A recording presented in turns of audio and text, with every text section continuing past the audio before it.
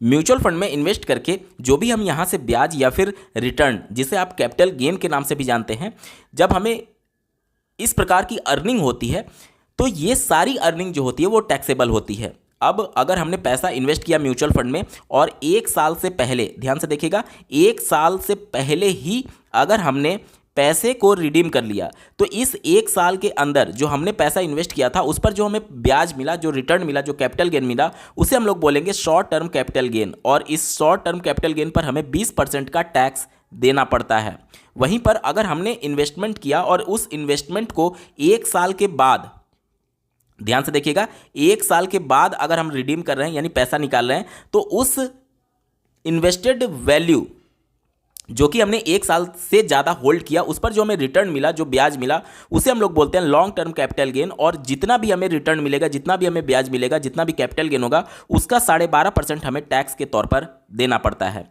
अब as a retail investor अगर आप पहली बार इन्वेस्टमेंट स्टार्ट कर रहे हैं या फिर अगर अभी तक आपने ITR फाइल नहीं किया, तो आपके मन में एक सवाल कभी ना कभी जरूर उत्पन्न होता होगा कि अगर हम लोग निफ्टी की बात करें, निफ्टी 50 की बात करें, तो लॉन्ग टर्म में 12 से 15% हमें रिटर्न देखने को मिलता है। अगर मैं यहाँ पर मैक्सिमम 15% भी मान लूँ तो आपके मन में सवाल आ रहा होगा कि 15% तो हम रिटर्न कमा रहे हैं और लॉन्ग टर्म में हमारा 12.5% का यहाँ पर जो टैक्स है उसके तौर पर पेमेंट हो जा रहा है। तो मोटा मोटी हम लोग ये समझते हैं कि हमें लगभग 2.5% का यहाँ पर रिटर्न देखने को मिल रहा है। तो एज ए रिटेल इन्वेस्टर हमारे मन में कभी ना कभी ये सवाल जरूर आता है कि 2.5% रिटर्न जब हम यहाँ से कमा रहे हैं, उससे अच्छा हम FD में कर दें, 6 से 7% हमें वहाँ पर एनुअल रिटर्न देखने को मिलता है। तो क्यों हम म्यूचुअल फंड में इन्वेस्टमेंट के, इसके रिगार्डिंग बहुत सारे कमेंट्स आप लोग के प्रश्न के माध्यम से आते हैं और इस वीडियो के माध्यम से हम लोग ये भी सीखेंगे कि 12.5% का जो long term capital gain tax है, क्या वो बचाया जा सकता है, और हाँ तो कैसे बचाना है, इसके रिगार्डिंग भी डिटेल में बात होगी। अंत तक जरूर जुड़े रहिएगा।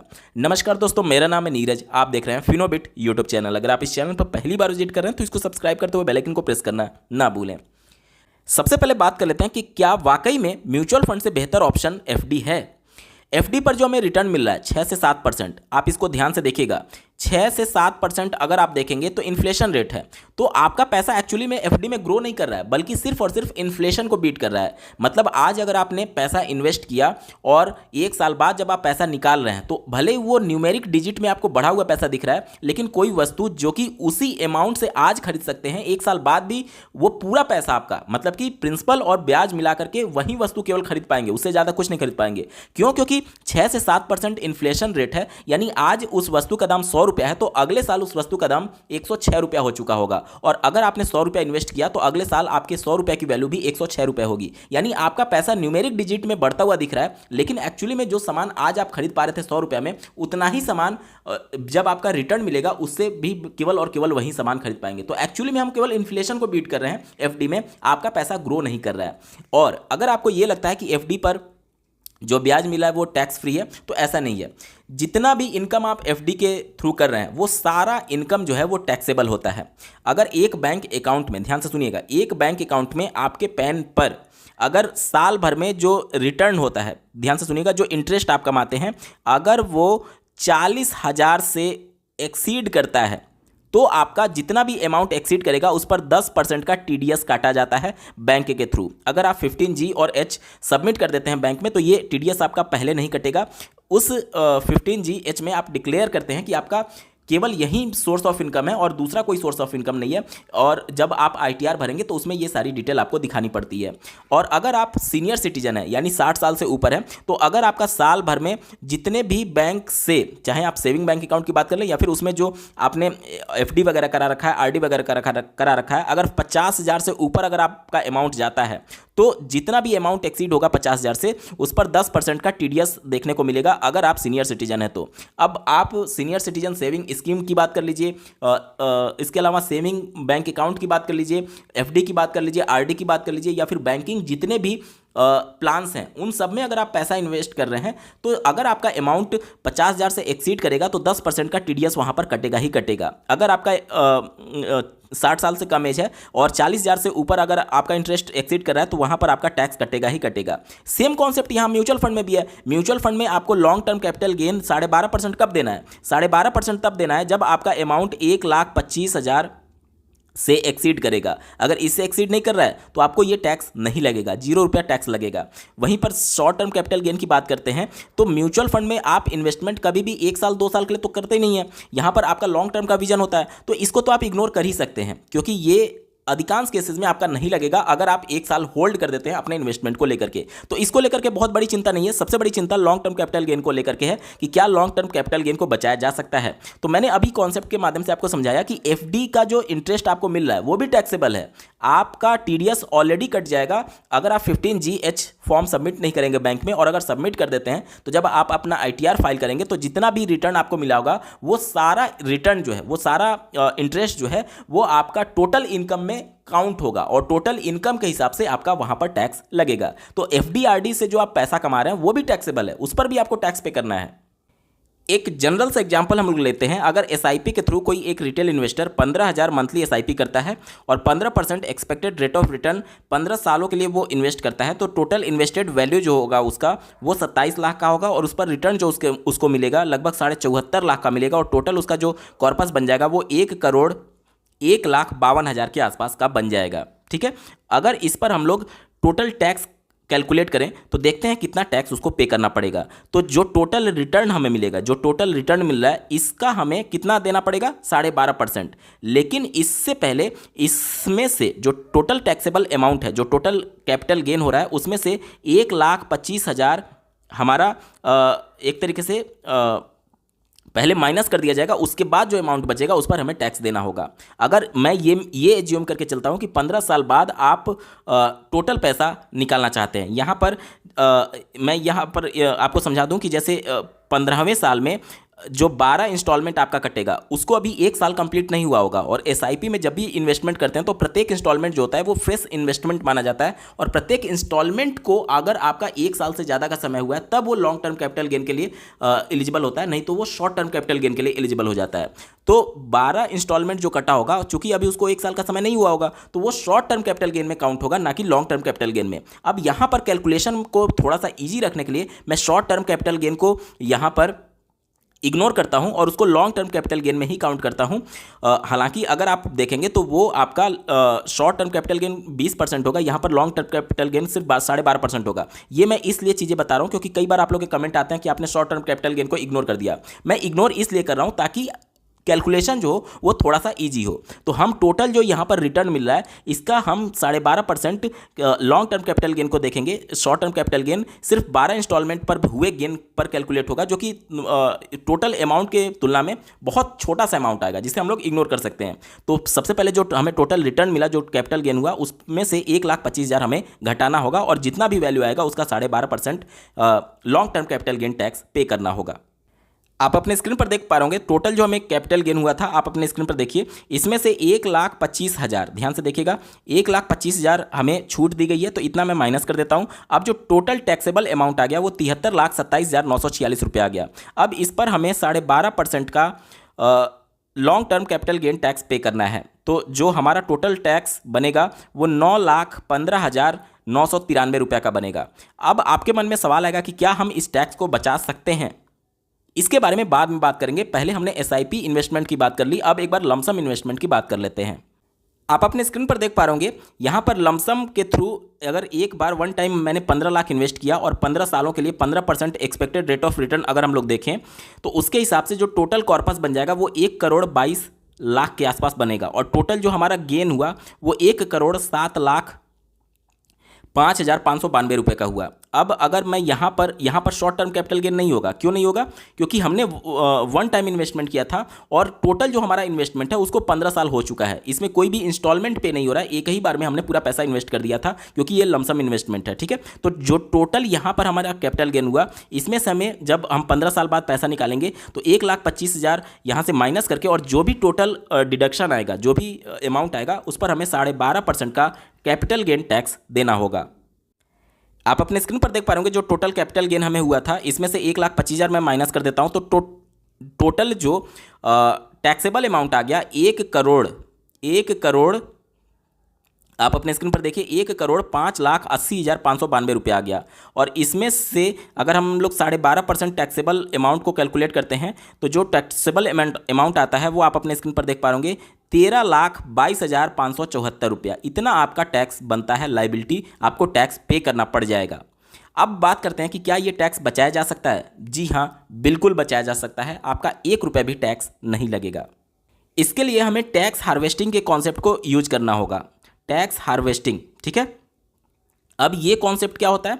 ये कॉन्सेप्ट ये कहता है कि जो टैक्स में हमें छूट दी गई है 1,25,000 तक का, इसका यूज हम लोग करेंगे और ऐसा अमाउंट हम लोग रिडीम करेंगे कि जो टोटल कैपिटल गेन हो वो इसके अंतर्गत हो। ये तब करेंगे अगर आपका अदर सोर्स ऑफ इनकम है, मतलब कि जब आप अपना पैसा रिडीम कर रहे हैं, ध्यान से सुनिएगा, जब आप अपना पैसा रिडीम कर रहे हैं, अगर आपका कोई सैलरी से इनकम हो रहा है या फिर कोई भी सोर्स से अगर आपका इनकम हो रहा है, तो उस कंडीशन में हम जो कैपिटल गेन कैलकुलेट करके निकालेंगे वो इसके अंदर ही निकालेंगे। लेकिन अगर हमारा कोई भी सोर्स ऑफ इनकम नहीं है, जैसे अगर आप रिटायर हो चुके हैं और कोई भी सैलरी से इनकम नहीं हो रही है और आप पूरी तरीके से डिपेंडेंट हैं म्यूचुअल फंड में जो भी आपने इन्वेस्टमेंट किया था उसके रिडेम्पशन किए गए वैल्यू पर, तो उस कंडीशन में जो टोटल हमारा कैपिटल गेन होगा वो 1,25,000 तक हम नहीं देखेंगे, बल्कि उस समय 7 लाख तक हम देखेंगे। क्यों? क्योंकि आज के न्यू टैक्स रिजीम के हिसाब से मैक्सिमम 7 लाख तक का आपका कोई भी टैक्स लाइबिलिटी नहीं बनता है। बहुत सारे लोगों का ये कन्फ्यूजन होता है कि टैक्स स्लैब तो ये कहता है कि 0 से 3 लाख तक कोई भी टैक्स नहीं लगता, नील है, और 3 से लेकर के उसके बाद से यहाँ पर अगर हम लोग देखें 3 से लेकर के 6 लाख तक का 5% है और 6 से लेकर के आगे ऊपर आपका 10% है। अगर इसी टैक्स स्लैब से अगर मैं कैलकुलेट करूँ 7 लाख की इनकम को, तो 3 लाख तक का तो हमारा छूट हो गया। 3 से 6 लाख के बीच में 3 से 6 लाख 3 लाख आया, उसका 5% हमें देना है। 3 लाख का, ध्यान से देखिएगा, 3 लाख का मैं 5% निकाल देता हूँ। 3 लाख का 5%, तो ये कितना आ जाएगा? 2 जीरो से 2 जीरो कट जाएगा और ये आ जाएगा 15,000। कितना? 15,000। और उसके बाद से 6 से ऊपर तक हमें देखना है, तो चूंकि हमारा केवल 7 लाख ही इनकम है तो 6 लाख तक तो हम लोग कैलकुलेट कर चुके हैं, अब केवल 1 ही लाख बचा, तो 1 लाख पर हमें 10% टैक्स देना है, यानी कि यहाँ से हमारा 10,000 का टैक्स बनेगा। तो टोटल जोड़ देंगे तो ये 15,000 ये और 10,000 ये, टोटल 25,000 का हमारा टैक्स बन जाएगा। जबकि मैं क्या कह रहा हूँ कि 7 लाख तक आपको कोई भी टैक्स नहीं देना है। अब इनकम टैक्स डिपार्टमेंट के द्वारा अगर आपकी टैक्स लाइबिलिटी 25,000 मैक्सिमम तक बनती है तो आपका पूरा छूट हो जाता है। इसीलिए कहा जाता है कि न्यू टैक्स रेजिम में आपका 7 लाख तक का मैक्सिमम इनकम पर छूट है, आपको 1 रुपया भी टैक्स नहीं देना है। अगर 7 लाख से 1 रुपया भी ऊपर बढ़ा तो ये इसी टैक्स स्लैब से आपको आपकी टैक्स लगेगी, टैक्स लाइबिलिटी बनेगी। चूंकि यहाँ पर 25,000 तक का छूट है, इसलिए 7 लाख पर 7 लाख के इनकम तक हम लोग ये मोटा मोटी बोलते हैं कि आपकी टैक्स लाइबिलिटी 0 बनती है।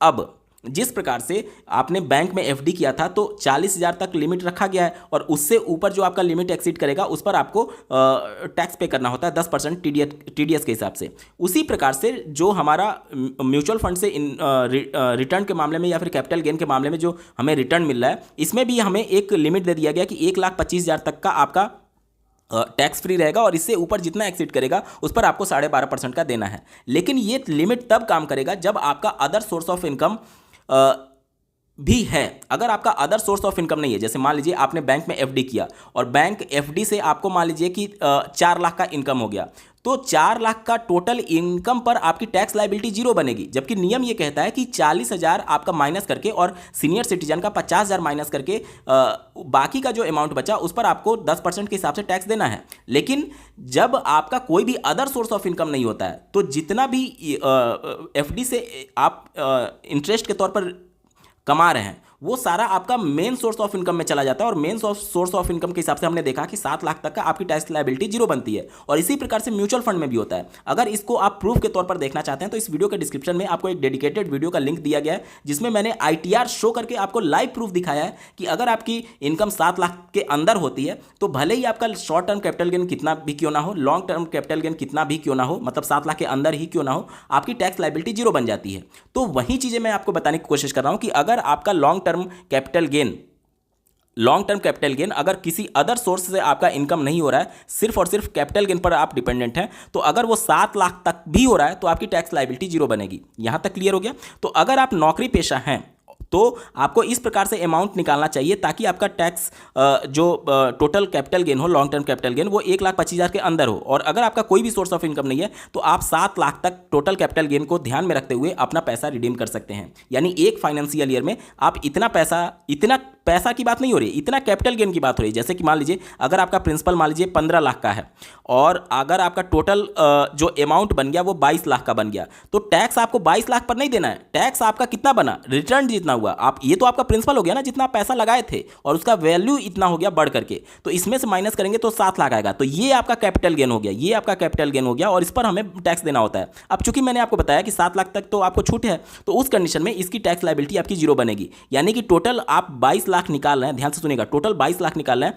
जिसमें से 15 लाख तो आपका प्रिंसिपल था, तो 15 लाख माइनस करके 7 लाख आपका कैपिटल गेन हो गया। तो 7 लाख पर आपका कोई भी टैक्स नहीं बनेगा क्योंकि न्यू टैक्स रेजिम के हिसाब से 7 लाख तक आपकी टैक्स में छूट है। यहां तक क्लियर हो गया? यानी कि आप उस फाइनेंशियल ईयर में 22 लाख तक निकाल सकते हैं। तो इस हिसाब से आपके टोटल जो आपका प्रिंसिपल है और जो आपका कैपिटल गेन मिला करके जो टोटल फाइनल वैल्यू है वो आपको आपके रिटर्न के हिसाब से ही पता चलेगा, क्योंकि प्रत्येक इंडिविजुअल का XIRR वैल्यू या फिर अगर आपने वन टाइम इन्वेस्टमेंट किया था तो CAGR वैल्यू अलग अलग होता है और उसके हिसाब से ही हमें कैलकुलेट करना होता है कि एक फाइनेंशियल ईयर में हमें कितना निकालना है। तो इस हिसाब से आप खुद से कैलकुलेट करके टैक्स हार्वेस्टिंग करेंगे। मतलब हर एक फाइनेंशियल ईयर में अगर आप नौकरी पेशा हैं तो 1,25,000 तक का गेन आप निकालिए और उसके बाद से उसी पैसे को अगर आप यूज करना चाहते हैं तो यूज कर सकते हैं और नहीं तो फिर से आप उसको इन्वेस्ट कर दीजिए। जब आप इन्वेस्ट करेंगे तो इससे क्या हो जाएगा कि इससे ये हो जाएगा कि आपका वो जो टैक्स 1,25,000 तक आपका छूट था वो आपने यूज कर लिया और उसके बाद से वो पैसा जब इन्वेस्ट हुआ तो वो आपका टोटल प्रिंसिपल में कन्वर्ट हो गया। यानी जो कैपिटल गेन था वो आपका प्रिंसिपल में कन्वर्ट हो गया। ठीक है, तो इस तरीके से आप इसको टैक्स हार्वेस्टिंग के माध्यम से आप अपने कैपिटल गेन को समय समय पर अगर हार्वेस्ट करते रहेंगे तो लॉन्ग टर्म में आपकी टैक्स लायबिलिटी जीरो बन जाएगी। उम्मीद करता हूं कि आपके सारे डाउट्स क्लियर हो चुके होंगे। यहां पर मैं बता दूं कि जिस तरीके से इंटरनेट पर, सोशल मीडिया साइट्स पर, यूट्यूब पर एक तरीके से इंटरप्रेट किया जाता है कि 12.5% टैक्स दे देंगे तो हमारा 15% में से केवल 2.5% तो ही बचा, ये एक्चुअली में कन्फ्यूजन क्रिएट किया जाता है। एक्चुअली में ऐसा कैलकुलेशन होता नहीं है। 2.5% अगर आपको एक्चुअली मिल रहा होता तो कोई क्यों इसमें म्यूचुअल फंड में इन्वेस्टमेंट करना चाहेगा। तो यहाँ पर ये चीज़ें एक्चुअल और फैक्ट पर बेसिस नहीं है। आपकी टैक्स लायबिलिटी जीरो बन सकती है अगर आप सही प्लानिंग के अंतर्गत इन्वेस्टमेंट करेंगे और सही प्लानिंग के अंतर्गत टैक्स हार्वेस्टिंग करेंगे। तो ये चीज़ें आपको विशेष तौर पर ध्यान में रखना और इस बात को लेकर के मन से शंका निकाल दीजिए कि FD कभी भी बेहतर ऑप्शन हो ही नहीं सकता, कभी भी नहीं हो सकता म्यूचुअल फंड की तुलना में। क्योंकि अगर FD का रिटर्न म्यूचुअल फंड से ज़्यादा होने लगे तो यकीन मानिए ये पॉसिबल ही नहीं है, क्योंकि बैंक्स भी अपना पैसा जो है लोन बांटने के बाद से जो पैसा उनके पास एक्सेस है वो मार्केट में ही डालते हैं। इससे ज़्यादा रिटर्न आपको कहीं मिलेगा ही नहीं, क्योंकि ये प्योर इक्विटी है, कंपनी के परफॉर्मेंस के हिसाब से आपका पैसा ग्रो कर रहा है। जबकि FD में, RD में हमें फिक्स रेट ऑफ रिटर्न के हिसाब से मिल रहा होता है। हो सकता है कि कंपनी का परफॉर्मेंस 100% एक साल में फाइनेंशियल ईयर में दे रहा हो और आपको बैंक FD पर 7% देखने को मिलेगा। वहां पर इक्विटी ओरिएंटेड वो प्रोडक्ट नहीं है, बल्कि वो फिक्स रेट से आपको रिटर्न दिया जा रहा है। तो FD का रिटर्न कभी भी म्यूचुअल फंड को बीट कर ही नहीं सकता, ये पॉसिबल ही नहीं है। तो इस हिसाब से आप म्यूचुअल फंड आपके लिए बेस्ट ऑप्शन रहेगा, आज भी है और भविष्य में भी रहेगा। और जहां तक टैक्स लायबिलिटी की बात है तो अगर आप इसको सही से प्लान करके करेंगे तो आपकी टैक्स लायबिलिटी लॉन्ग टर्म में ₹0 बन जाएगी, आपको ₹1 भी टैक्स नहीं देना पड़ेगा। उम्मीद करता हूं आप सभी के डाउट्स क्लियर हो चुके होंगे। आपको ये वीडियो कैसा लगा, मेरा एफर्ट कैसा लगा, कमेंट के माध्यम से जरूर बताइएगा और ऐसे ही महत्वपूर्ण अपडेट के लिए इस चैनल को सब्सक्राइब करना ना भूलें। इस वीडियो को देखने के लिए आपका बहुत बहुत धन्यवाद। भगवान करे आपका दिन शुभ हो।